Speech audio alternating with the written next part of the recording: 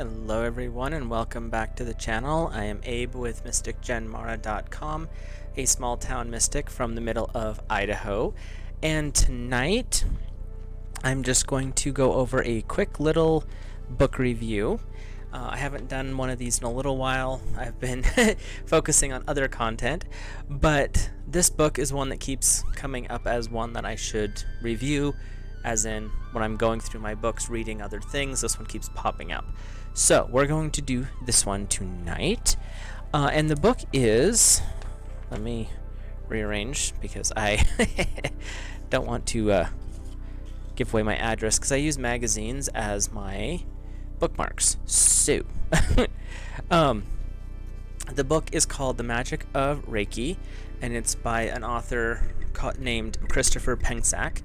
And he has a lot of other books, and I'm going to review a series that he has probably in September, just because, and I'll do the whole series, so I may make that a fairly longer video, unfortunately. But there's a lot of really good work that he has done. He has put a ton of information into his research. This one is surprisingly not as big as some of his other, I guess you could call them tomes. This one has 264 pages, which for his stuff is not bad. One of his books that I have is like 700 pages. So, and they're amazingly intense reads, but they're easy reads, so you're getting a lot of information, but it's done in a simple way, which I love. But this one is basically gives you an introduction to Reiki, which is awesome. And then he also, right off the very first part of it, he talks about how magic with a K, in other words, ritualistic, metaphysical change accordance to will magic, and Reiki, which is an energy healing modality, can work very, very close together. He goes through a brief history of the origins of base Reiki. He goes through generally the first 3 degrees. There are other branches that will go unbelievable levels, but the basic Yusai-based Reiki was only 3 degrees, from what I have researched and from what he talks about in here. But then you get into what he calls Beyond Yusai, which is where you're getting into the different sections of, or different branches, and that is on page 113 is the chapter starting. I'm trying to remember to note my pages when I do these, and they have some of the modern ones are Yusai Shiki Ryoho, and then there's Yusai Tibetan Reiki, the Radiance Technique, oh good grief, Sekim, which is a vital life force component in Egyptian mysticism, but it's tied to Reiki. Then you have the Tera Mai Reiki and Tera Mai Sekim, Karuna Reiki, there's Shambhala, multidimensional. There's a lot more styles when you really start digging into it. The base Reiki is the Yusai Reiki. It's the one that goes back to the original founder of Reiki. And the rest of these kind of blossomed out of it. Most of these started blossoming forward in the 60s and 70s. So, and there's still ones that pop up newer today. Shamanic, Chaos Reiki, which not really sure how you do that, but there is Varja Reiki, Magnified Healing, which Reiki magnifies healing, so I'm not sure why they changed the name. Anyway, Blue Star Reiki and then Wei Chi Tibetan Reiki are the ones that he goes over in here. And they're not really, there's not a lot of information in there. It's just basically who did it, how long it's been running around, and the differences from the root of Reiki, which is pretty interesting. Then he goes through and gives your basic Reiki, a lot of your basic Reiki signs and symbols when you're going through the different degrees. He talks about which ones, but he also, and I personally love this, he gives you what they are, but then he gives you how to do them properly. So it's not just a picture where you're like, what's my first step? He shows you which ones to start with, which 1, 2, 3, 4, 5, 6 per symbol. Sometimes it's one move, sometimes it's multiples. And that's just so that you can understand the motions that go with it. And I will caveat this. Reiki is a healing modality. It is exceptionally old. It's 100 and some odd years old, I believe. The person who founded it meditated for days. I don't remember. I think it was 40 days or something like that. And this came to him in basically a lightning bolt, is one of the legends about it. And what he discovered was Reiki is not so much a healing modality that you have to be trained in. It's best if you are, but it's a spiritual enlightenment. So each of the degrees is a level of spiritual energy that you're gaining. And so anyone can actually, if they're meditating and they're working with their healing guides, learn a form, and that's the reason there's so many different styles of Reiki out there. That's also why there's different forms of energy work, is as you progress within your spiritual journey, you will develop newer and more interesting, sometimes, skills and abilities, and that's where this book is not just for people who practice Reiki. It can be for anyone who works energy. And then then there's a lot of new symbols that he's brought in. Some are from specific traditions. Some are ones that he has discovered over the years. And there's, to me, a great deal of good that you can gain by doing that. And then there's some of them, depending on how they're drawn, is what energy you're going to get. For example, the Hosanna symbol is an invocation of Saint Michael, but it works to either clear out negative energy or invoke sacred energy, including the violet flame, Saint Germain, but you can use it to clear as well.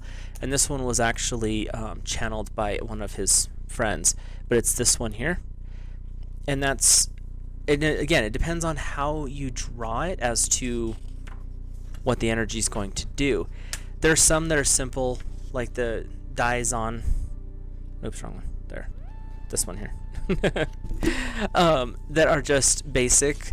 But even basic symbols in Reiki with intention can have amazing results.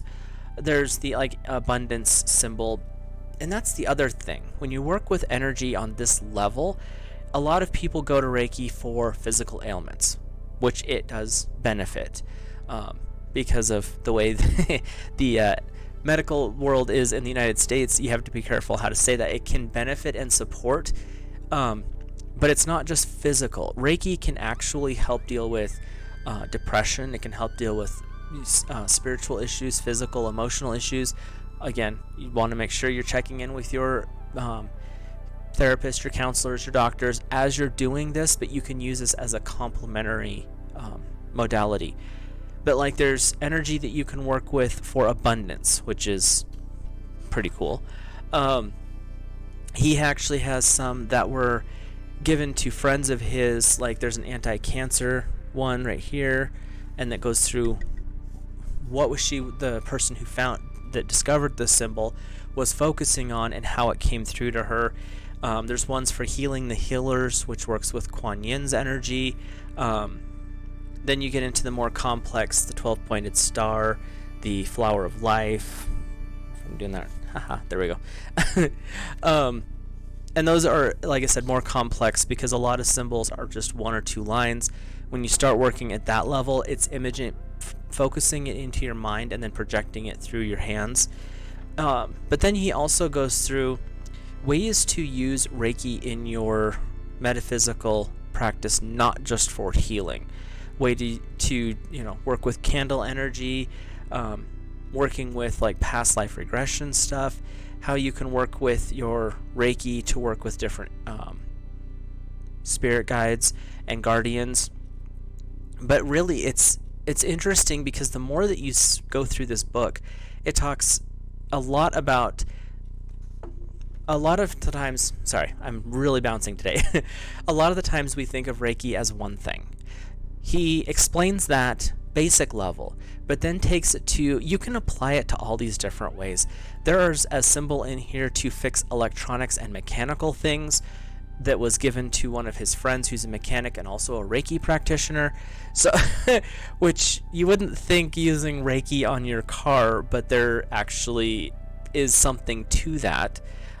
He talks about how Reiki can enhance, or crystals can enhance Reiki symbols, how to make some crystal grids specifically for using Reiki, how to work with it with plants, how to tap into the plant energy and work plant spirit magic using Reiki energy, and sometimes bringing the plants in as spirit guides, like a shamanic practice, into your Reiki as well. And then he has an interesting little section in the back, which I have to say is, when I first read this book, because I read them cover to cover and I don't usually look at the index, when I opened it up to read this title, it says The Future of Reiki. I'm like, well, you've already taken it everywhere. How much further can it go? Well, it's technically limitless because it's based off of your spiritual growth and your spiritual development. So where can't it go? And that's kind of what he points out in here, is you don't have to have just one line. It's best to be trained so you have a basic ground level understanding, like a strong foundation. But from there, you can build it kind of how you need it to be. And that's where we get into some of the ones that he has learned. Because there's like an anti-poison one, and then there's Dazu, energy gather, harmony. He's got a lot of these in the back that are either ones that he has personally channeled, or ones that people he works with, clients he's worked with, or sometimes it's other practitioners he's worked with that have channeled these. But then he works through different ways to use herbs in a basic sense to enhance your Reiki practice. Sometimes it's to help you ground, hold their energy at bay while you're working energy. Different colors you can use to enhance the different aspects. And then he has a handy dandy guide in the back so you can look up what symbol you want and then the page that it's on or the chapter it's in, so you can find quickly instead of flipping through the pages just to find one thing. But I highly recommend this book if you are interested in Reiki. If you've never done Reiki, it's better, like I said, it's best to find someone and be attuned to it. But you can also, even if you just do other forms of energy healing, you can still use a lot of the symbols in this book through those practices. And I'm a huge advocate for laying a strong foundation, understanding your history before you start using something without knowing where it came from. That goes for a lot of things in life. I just had this discussion with a friend of mine actually at work, because words have power. The origin of spelling words was casting a spell. So words hold massive power. These symbols hold massive power. It comes down to understanding the roots, where they came from, and where they're going, so you know what you're working with. And that's why having a foundation and energy work of some form, or if you're new to this completely, find someone that you know who's trusted, that you can take a Yusai Reiki class, at least get the first 2 levels under your belt so that you have a foundation to work from. Honestly, it doesn't hurt to go all 3 if you can afford it, because the 3rd level gets a little expensive in most cases. But you can work through at least the first 2 and get a good foundation, and then you can expand from there. But if you're interested, the link is in the description. Like I said, it's an awesome book. There's a ton of information in there. And like I said, he gives away basically, I mean, you have to buy the book, but there's a lot of symbols in there that are unique to his traditions. There's unique to other traditions that have been offered for the purpose of spreading the knowledge around. The more we heal each other, the more we heal ourselves, the more we heal the world. It takes one person to throw the pebble in the water to cause the ripples that can change everything. That's kind of where this book goes, is these are the ripples, the pebbles being thrown, you're the ripple. So hopefully it'll help you out. With that, I will let you go. Have a great rest of your week, and check that book out, and let me know what your thoughts are on it in the comment section. That'd be awesome. So talk to you guys later.